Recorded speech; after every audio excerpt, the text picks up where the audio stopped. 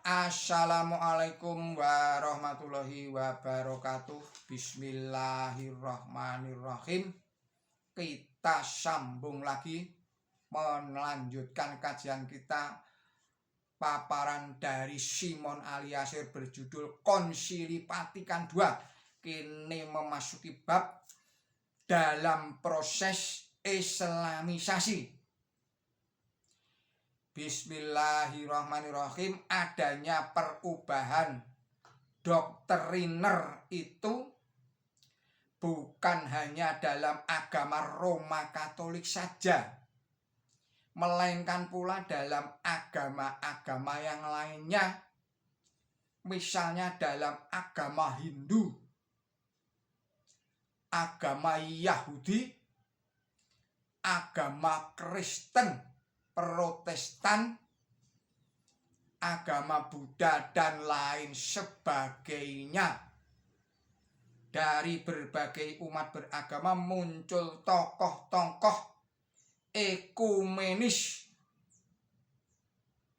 misalnya Mahatma Gandhi dari Hindu, kemudian Martin Buber dari Yahudi, ada lagi M. Tagat dari Kristen Protestan, Yunu dari Buddha, dan sebagainya.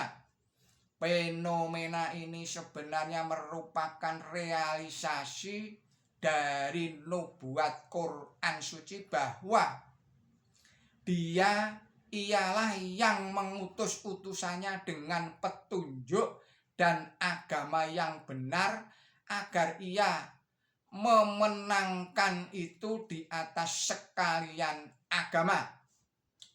Surat 9 ayatnya 33, surat 48 ayat 28, dan surat 61 ayatnya 6.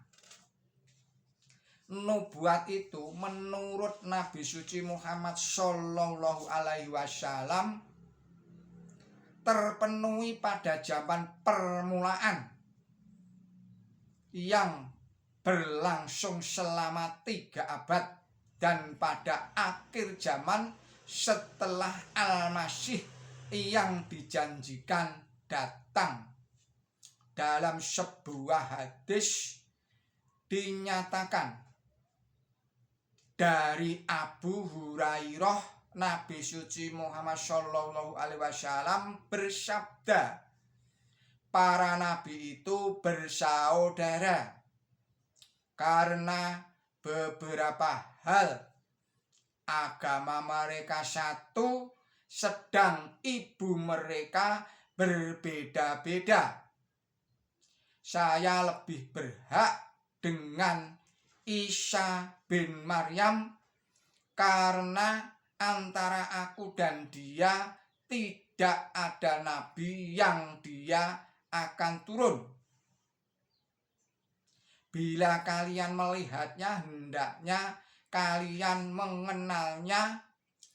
Dia berperawakan sedang, putih kemerah-merahan, berambut lurus, seolah-olah kepalanya meneteskan air walaupun tidak basah.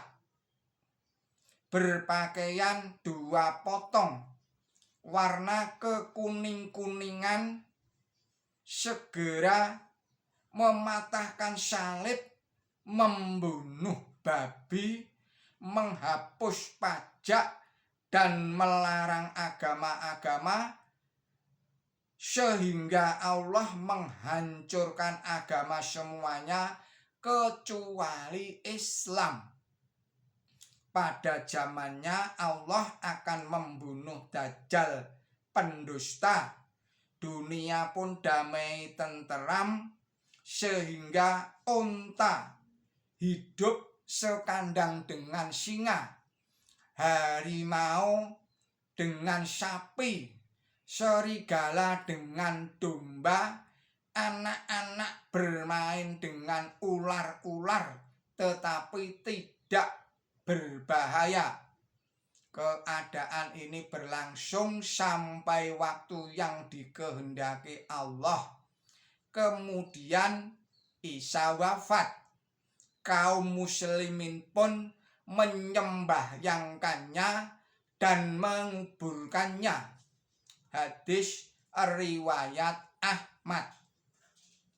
Maksud kalimat Allah menghancurkan agama semuanya kecuali Islam dalam riwayat hadis tersebut sudah barang tentu tidak bertentangan dengan maksud ayat Quran suci surat 9 surat At-Taubah ayatnya 33,